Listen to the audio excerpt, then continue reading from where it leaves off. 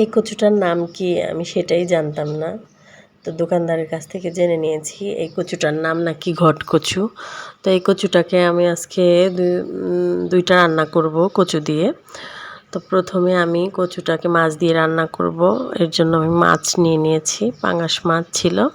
তো মাছটাকে লবণ, হলুদ আর একটু লেবুর রস দিয়ে অনেকটা সময় ধরে মাখায় রেখে দেব। মাছের একটা বাজে গন্ধ থাকে, সেটা আর থাকবে না এভাবে মাখায় রাখলে।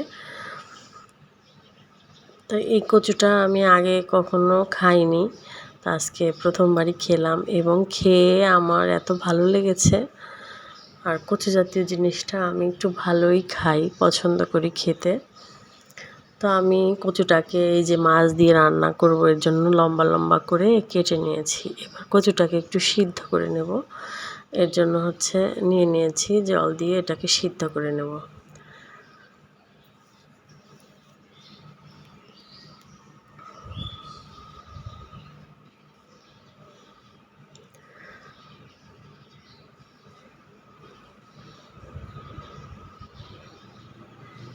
তো আমার কচুটা অলরেডি সিদ্ধ করা হয়ে গেছে।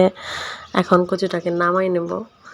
কচুটাকে নামাই তেল দিয়ে দিয়েছি। তেলের মধ্যে দিয়ে দিলাম এলাচ আর দারচিনি। তার মধ্যে দিয়ে দিলাম কচুগুলোকে এবার সুন্দর করে ভেজে নেব। কচুগুলো অলরেডি সিদ্ধ করা, তো হালকা করে একটু ভেজে নিলেই হবে। আর সাথে মাছের একটু তেল ছিল, এইটুকু দিয়ে দিয়েছি।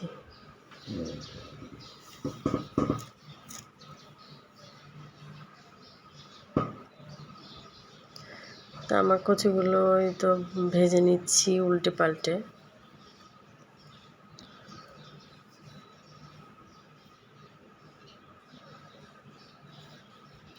এবার এর মধ্যে একটু পেঁয়াজ কুচি দিয়ে দিয়েছি।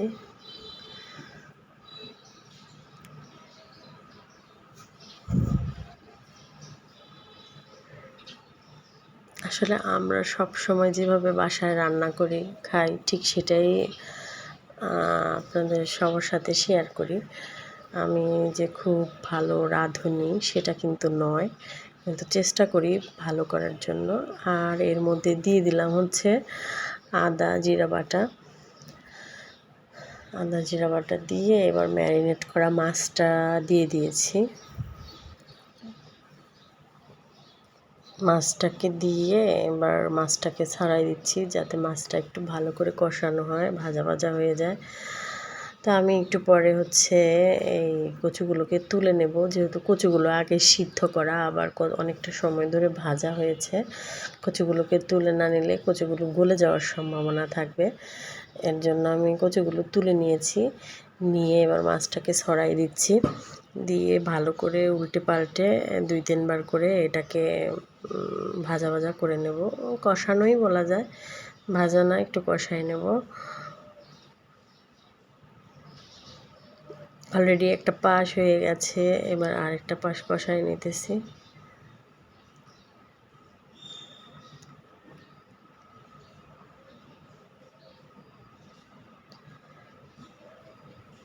আমার ছেলের অনেক পছন্দের মাছ এটা, যদিও আমরা খুব একটা ভালো খাই না সবাই, কিন্তু ও খুব পছন্দ করে বলে মাঝে মাঝে আনা হয়।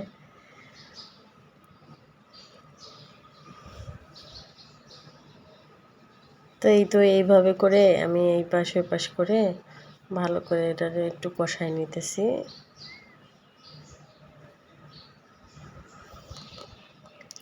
আমার কষানো অলরেডি হয়ে গেছে, দেখেন তেল ছেড়ে দিছে অনেকটাই। এবার ওই যে কচুগুলো তুলে রাখছিলাম ওগুলোর সাথে ঝোলে যতটা জল দেব, জলটা দিয়ে ঢেলে দিয়েছি। দিয়ে এবার এটাকে ঢেকে দেব ঢাকনা দিয়ে। আর ওই যে বললাম না, কচু দিয়ে আরেকটা রান্না করব, এর জন্য কচুগুলোকে নিয়ে নিয়েছি পাশে। এবার এটাকে এই যে এটা দিয়ে ভালো করে কুচাই নেব, এভাবে করে নেব। তো সবগুলো আমার করা হয়ে গেছে, গ্রেট করা। তো এইগুলোকেও আমি হালকা একটু সিদ্ধ করে নিয়েছি।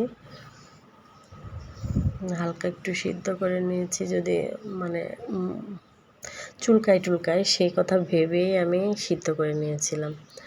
তো এইদিকে আমার মাছের ঝোলটা একদম হয়ে গেছে, রেডি পুরো। এই যে দেখুন, এর মধ্যে এখন একটা ভাজা মশলা দিয়ে দিয়েছিলাম, সেটা হচ্ছে দারচিনি, এলাচ, জিরা, ধনিয়া একসঙ্গে করে তারপরে পেস্ট করে নেওয়া। তো সে রান্না হয়ে গেছে, নামাই নিছি। এবার হচ্ছে তেল দিয়ে কালো জিরা ফোড়ন দিয়ে তার মধ্যে যে ছোট চিংড়ি মাছ দিয়ে দিয়েছি, কুচো চিংড়ি যেটাকে বলে, দিয়ে এগুলোকে ভাজা ভাজা করে নিয়েছি। এবার দিয়ে দিলাম হলো ওই যে সিদ্ধ করে রাখা কচুগুলো, যেগুলোকে আমি গ্রেট করে নিয়েছিলাম। তো এগুলোকে আমি এখন এই ভাজা ভাজা করব, একটা ভাজির মতো রান্না করব। আসলে এই রান্নাটা এত ভালো লাগছিল খেতে। আর সাথে তো এই চিংড়ি মাছ আছে। চিংড়ি মাছ তো এমন একটা জিনিস যেটা যে কোনো কিছুর সাথে দিলেই আপনার ওই জিনিসটার স্বাদ দ্বিগুণ করে ফেলে। আমার মনে হয়, জানি না কার কাছে কি মনে হয়, আমি তো একটু চিংড়ি মাছ পছন্দ করি, যার সাথেই দিই আমার সেটাই অনেক ভালো লাগে। তো এর মধ্যে একটু আদা জিরা বাটাও দিয়ে দিয়েছি, দিয়ে এবার এটাকে আরও যতটা সময় নিয়ে ভাজতে হয় ভাজলাম। প্রায় 20 মিনিট সময় লেগেছে। আর দিয়ে দিলাম হচ্ছে কাঁচামরিচগুলো আমি চিড়ে দিয়ে দিচ্ছি। যে যতটা ঝাল পছন্দ করে এভাবে দিয়ে নেওয়া যায়।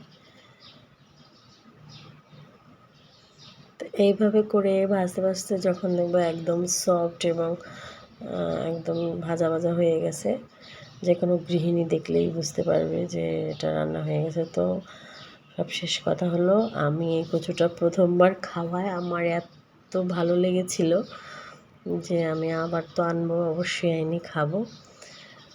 এই যে বিশেষ করে ভাজিটা অনেক ভালো হয়েছিল।